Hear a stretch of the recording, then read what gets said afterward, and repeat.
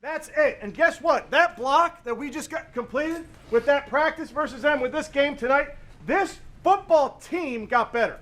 This football team got better this entire week by stacking these days, by competing versus them out there on the practice field, by competing versus them on the game field.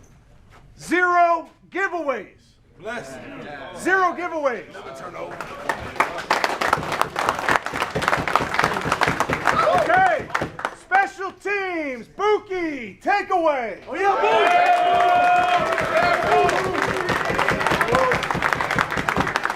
On defense, Nick, takeaway. Oh, yeah.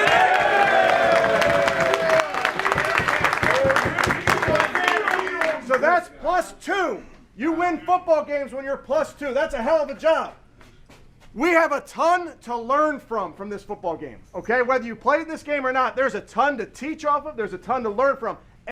Cleveland Browns coach, Kevin Stefanski. Man, I understand you got 4 quarterbacks. I get it. Actually, you got 6. I apologize. And you are trying to do your best with these 6 quarterbacks, and it's a competition to stay as neutral as possible. I get it. But at the same time, why can't you show offense a little love? Why can't you show your rookie who did get to play a little love? A little promotion, a little bit of celebration, a little bit of great job. There's a lot to work on, but you did a great job, even though you haven't had a lot of reps. Why can't you give them a little bit? That's the reason why y'all not going to be able to win long term. Because you trying to be too middle of the fence. You in the middle of the road. You trying to make too many people happy. That's the problem. That's the problem. When you look at his speech, he went over the defense. He went over special teams. And he looked over the offense. Now, what you're going to say is, well, he was talking about turnovers. Special teams got a turnover. Defense got a turnover. And he was giving them props. Absolutely. But he can give the offense no props. They did put up points. They put up 30. You couldn't give them no props at all. They didn't turn over the ball. There was no interceptions. You couldn't give nothing.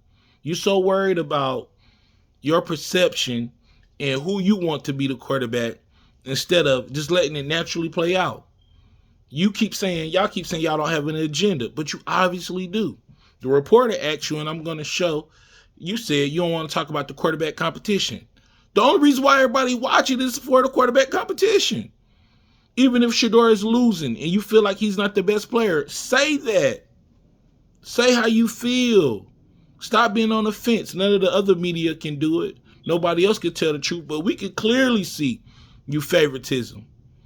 Even you could say, well, he's earned more reps. He did a really great job. There's a lot of things we could work on. You could have said something, but this, nonchalant, it doesn't really matter. We got so much to work on to make it seem like he didn't do a great job when he did. Yes, do he have a lot to work on? Absolutely. Can he win the Super Bowl today? No, but nobody can. You got to build it up. You got to learn. It take experience. Got to take play by play, game by play. Is he going to make mistakes? Yes. Show me a rookie who haven't made mistakes. But you could have gave him a little bit of love. If you look at any other coaches in the league, when they have their rookie and he goes out there, they give him a little bit of love. If Dylan Gabriel was out there, I would have wanted you to say the same thing. What he did well, what he could have worked on. Same thing for Joe Flacco. Same thing for Pickett.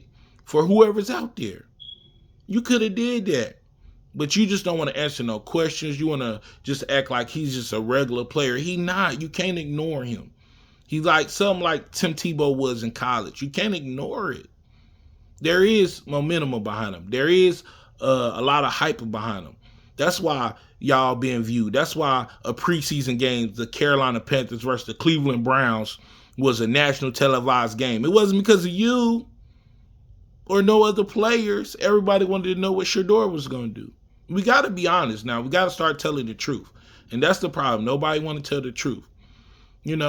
So Kevin Stefanski, I get it. You don't want to be too high. You don't want to be too low. You want to be in the middle. But it's okay a little bit to give public praise. Now, you might have did it in private. We didn't get to see it. You sure enough talked about how you don't want to talk about the competition, but you gave the defense praise, special teams. The offense didn't do nothing good, huh? Yeah, you talked about the one hand catch, grab on the sideline. You talked about that. You talked about some plays, but you just nonchalant about it. And maybe that's your personality attitude, but you can't win like that. Because football is not only a physical and it's not only a game where you got to use your brain and your mind, but it's also emotional. Your players got to believe in you. They got to feel you. With Shannon Sharp, you got to be a leader of men. Right now, we don't feel that. It's preseason. It's only one game. I get it. Shouldn't be overdone. I get it. But you got to be better. Because what you just showed and exhibited, it wasn't good. It wasn't good. I know other people are happy how you do it. It may be the community in Cleveland, but everybody. This is a Carolina Panthers game, and people were going crazy for Shedeur. People were wearing Cleveland Browns. Just to let you know, ain't no Cleveland Brown fans here. There's no Cleveland Brown fans here. They're just here to support Shedeur. That was it. That's why ticket prices went up.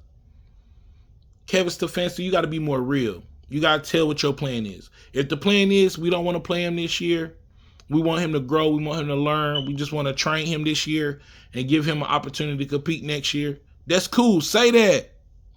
If the plan is that you want to build him up and, maybe use him as a trading option, say that. Whatever the opportunity is, just be real about it.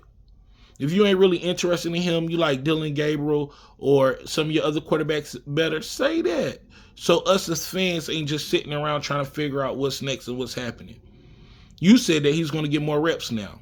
Cool. You said that was part of the plan. Well, why wasn't he getting reps for it before? Because before you made it seem like in all your press conferences that he wasn't ready, that he's going slow, to the point that you wouldn't even let him get that many reps with the first team. He was only getting reps with the third and fourth team, sometimes the second. I think he had maybe 5 or 6 reps with the first team. He wasn't ready, but everybody else is. It's crazy. You said everybody was going to get equal time. He ain't been getting equal time.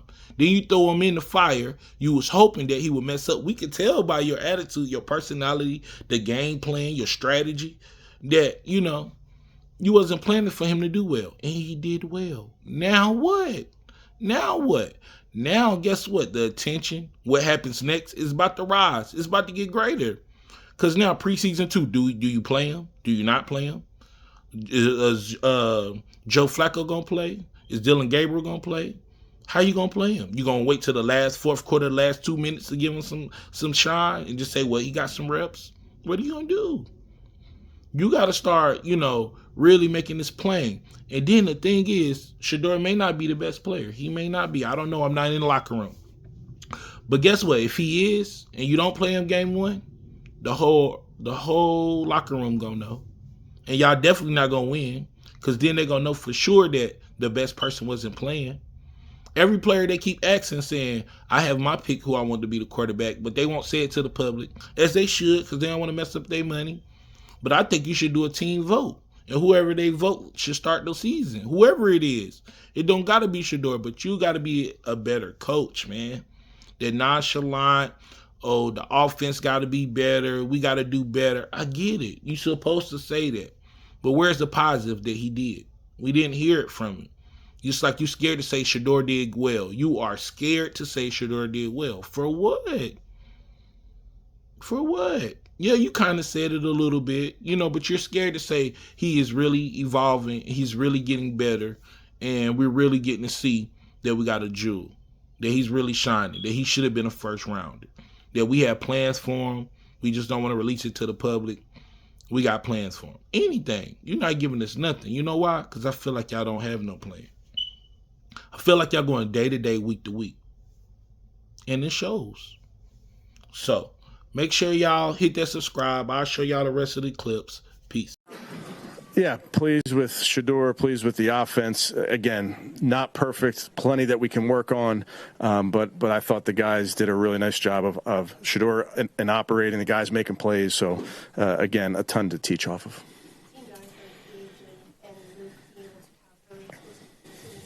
What was it like to see those guys step up in that role? Yeah, that's the exciting part. Kelsey, for us as coaches and their teammates to see those guys perform under the lights and, make plays. We see them making plays in practice, see if they can do it in these games.